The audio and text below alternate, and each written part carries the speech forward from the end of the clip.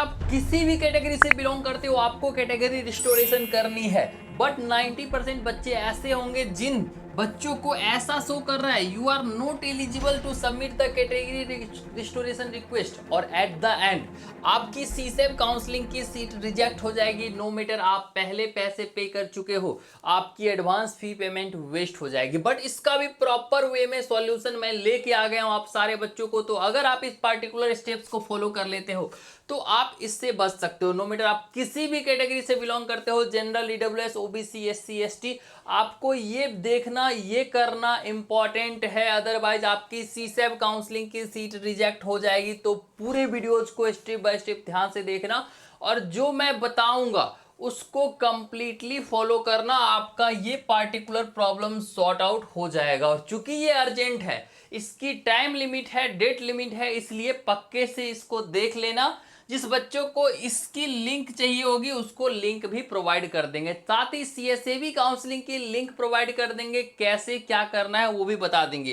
पूरे वीडियोज को बिना स्किप किए हुए ध्यान से देखना और उसके बाद आप स्टिल एलिजिबल रहोगे सीएसएबी काउंसलिंग में और आपकी सीट्स रिजेक्ट नहीं होगी। नॉट जस्ट दैट, पहले 200 बच्चे जो हमें इस वीडियोज को लाइक करेंगे, चैनल को सब्सक्राइब करेंगे, उन सारे बच्चों को मैं हेल्प करने वाला हूं वैकेंट सीट के हिसाब से, सूडो वैकेंट सीट के हिसाब से चॉइस फिलिंग करने में, जो कॉन्सेप्ट 99% काउंसलर को पता नहीं होता है, जिसके कारण आपको टॉप की सीट्स नहीं दिला पाती है। सेम मेथड का मैंने यूज किया था इस बच्चों को, काफी कम लाखों में रैंक होने के बाद भी, जोसा में कुछ नहीं मिलने के बाद भी सीसेब काउंसलिंग में एनआईटी जमशेदपुर मिल गया। सेम ट्रिक का अभी मैं बताऊंगा, उसकी यूज किया था मैंने। इस बच्चों को जोसा में कुछ नहीं मिला, सीसेब में डायरेक्टली एनआईटी रायपुर 3,81,000 रैंक पे मिल गया।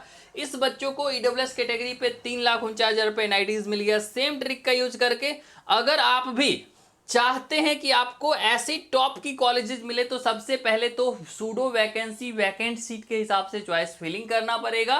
प्लस अगर आपको इसमें हेल्प चाहिए, हमारे सब्सक्राइबर हैं पहले 200 बच्चे जो लाइक सब्सक्राइब करके हमें व्हाट्सएप पे मैसेज कर लेंगे 92 41 99 75 31 या फिर 84 34 61 03 66, लाइक सब्सक्राइब और कमेंट में अपना नाम, रैंक, होम स्टेट्स और जो भी डाउट्स होगा वो लिख के हाइप करके आ जाएंगे, सब्सक्राइब करके आ जाएंगे। सारे बच्चों को अगर आपको वैकेंट सीट के हिसाब से चॉइस फिलिंग में हेल्प की नीड्स होगी, जैसे ये बच्चा को जोसा में कुछ नहीं मिला था, इसको भरोसा नहीं था हमको सीसेब में सीट्स मिलेगा, इसको लगता ही नहीं सीसेब में सीट्स मिलेगा, एकदम से ये होपलेस था। मैंने इसको हेल्प करा और फाइनली देख सकते हैं ट्रिपल आईटी रांची में इसको ईसी ब्रांचेस मिल गया। ऐसे अनएक्सपेक्टेड सीट्स मिल सकते हैं क्योंकि इतनी सीट्स खाली रहती है आज तक के हिस्ट्री में, और इस बार इतनी ज्यादा सीट्स खाली रहने वाली है कि आप उतने बच्चों को एक्सपेक्ट नहीं कर सकते सीसेब काउंसलिंग में जितनी सीट्स खाली रहता है। सो दैट इसको ऑप्ट जरूर करना, कोई बच्चे मिस मत करना, 100% गारंटेड सीट्स मिलेगा। और कभी भी हेल्प की नीड्स होगी तो इस नंबर पे मैसेज कर लेंगे, आपको मैं कंप्लीटली हेल्प करूंगा। अगला बच्चा देख सकते हो, इस स्टूडेंट्स को देख सकते हो, हामिरपुर, एनआईटी हामिरपुर, एनआईटी सिक्किम 3,61,000 रुपये जनरल कैटेगरी को, एनआईटी अगरतला प्रोडक्शन 2,43,000 रुपये। यहाँ पे देख सकते हो एनआईटी दुर्गापुर का मैकेनिकल ब्रांच। ऐसे सारे कॉलेजेस लाखों लाख रैंक तक मिलती है, चाहे वो एनआईटी हो, ट्रिपल आईटी हो, जीएफटी हो, ढंग से भरना होता है, इसलिए सीसेब काउंसलिंग को तो मिस ही मत करना। अब चलते हैं फर्दर आगे क्या करनी है। वैकेंट सीट की बात कर ले तो इतनी सारी वैकेंट सीट्स हैं, आप लोग खुद देख सकते हो, इसकी अप्लाई करने और वैकेंट सीट की पूरी लिस्ट, किस एनआईटीज में, किस ट्रिपल आईटीज में कितनी, कौन सी सीट्स कितनी खाली है, उसकी पूरी लिस्ट के लिए भी आप लाइक सब्सक्राइब करके व्हाट्सएप पे मैसेज कर लेंगे। आप सारे बच्चों को हम हेल्प कर रहे होंगे, फाइनली आप पूरा देखेंगे, ठीक है। बहुत सारे बच्चे कंफ्यूज थे कि भैया मुझे you are not eligible for category restoration लिख के आ रहा है, मैं सीसेब काउंसलिंग से बाहर हो जाऊंगा, मुझे काउंसलिंग नहीं करने दी जाएगी, मेरी सीट्स रिजेक्ट हो जाएगी। उससे पहले मैं सूडो वैकेंसी के बारे में आप लोग को बता देता हूं, जिसके अकॉर्डिंग आप लोग को चॉइस लिस्ट फिल करना होता है। अगर एक सीट्स खाली है, मतलब सीट 1 खाली है, सीट 2 खाली है, सीट 3 खाली है, सीट 4 खाली है, सीट 5 जो है वो एनआईटी का है लेकिन 0 वैकेंट सीट्स है, ठीक है। यहाँ पे 1 2 1 1 1 है। अब 99% काउंसलर बोलेंगे आपको कि भाई आप क्या करो, इस सीट्स को प्रायोरिटी दो क्योंकि ये खाली है। लेकिन एक चीज़ मैं बता देता हूँ, पार्टिकुलरली इस सीट्स को, सॉरी यहाँ पे ये फिल है और ऊपर में खाली है, ये सब खाली है, ठीक है। अब 90% काउंसलर बोलेगा कि ये ऊपर वाला सीट्स आप भरो क्योंकि ये खाली है।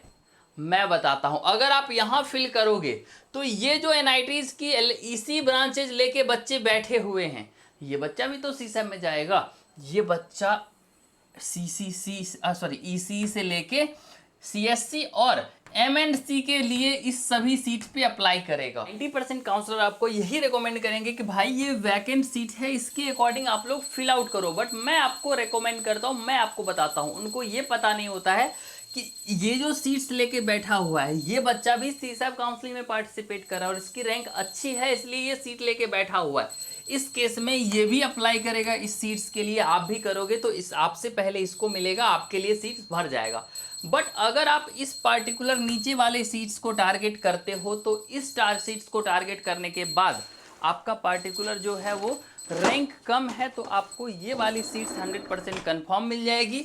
मतलब आप इसके बदले इसको टारगेट करो, ये सीट्स तो खाली होगी ना उसी टाइम पे क्योंकि ये बच्चा ये सीट्स ले रहा होगा, अब आपको ये सीट्स 100% पक्का मिल जाएगा।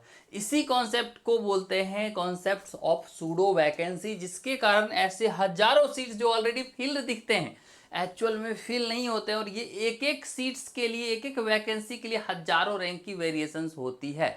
तो इस तरह से पार्टिकुलरली आपको फिल करना है। अब चलते हैं मेन मुद्दे पे, you are not eligible for CSCB counselling का कैटेगरी रिस्टोरेशन। आपको मैं बताता हूँ, दो ही टाइप के बच्चे कैटेगरी रिस्टोरेशन कर सकते हैं, बाकी सारे बच्चों को करने की जरूरत ही नहीं है और वो डायरेक्ट सीसैम में जा भी सकते हैं। पहला बच्चा जिसको जोसा में सीट्स मिला था लेकिन कैटेगरी सर्टिफिकेट ना होने के कारण उसको जनरल कन्वर्ट कर दिया गया था और उसने फिर से कैटेगरी सर्टिफिकेट बनवा लिया है और वो कैटेगरी से पार्टिसिपेट करना चाहता है सीएसएबी काउंसलिंग में। उन बच्चों के लिए कैटेगरी रिस्टोरेशन करना इंपॉर्टेंट है। उन बच्चों को लिख भी रहा होगा you are eligible for category restoration, पहली ऑप्शन।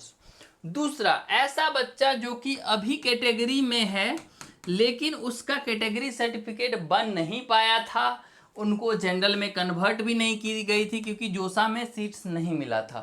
वैसे बच्चे EWS, OBC, SC, ST से अपने आप को जनरल में कन्वर्ट कर सकते हैं इस कैटेगरी रिस्टोरेशन प्रोसेस के हेल्प से।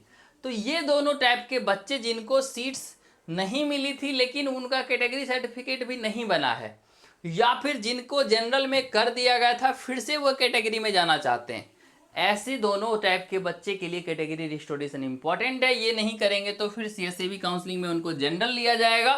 अदरवाइज आपको कुछ नहीं करना है, ये वाले केस में तो सीट ही रिजेक्ट हो जाएगा। अदरवाइज आपको कुछ नहीं करना है, ऑलरेडी ऑटोमेटिकली आपका कैटेगरी रिस्टोर्ड है। तो आशा करते हैं वीडियोस आपके लिए बेनिफिशियल रहा होगा। प्लीज मेक श्योर चैनल को सब्सक्राइब, वीडियोस को लाइक करके चॉइस फिलिंग के लिए, लिस्ट के लिए आप लाइक सब्सक्राइब करके व्हाट्सएप पे मैसेज कर लीजिए। जितने बच्चे मैसेज करेंगे सारे बच्चों को हेल्प किया जाएगा। आज से मैं फ्री कॉलिंग सेशन भी लेने वाला हूँ। पहले 200 बच्चे जो लाइक सब्सक्राइब करके आएंगे फ्री काउंसलिंग ग्रुप में भी ऐड कर रहा हूँ। तो इस नंबर पे, यहाँ पे नंबर चले व्हाट्सएप, फटाफट से मैसेज कर दियो, हमारे काउंसलिंग ग्रुप में ज्वाइन कर जाइए। और वहां पे मैं free calling session per day शाम में बात करने वाला हूं आपसे। Thank you so much for watching the video. धन्यवाद।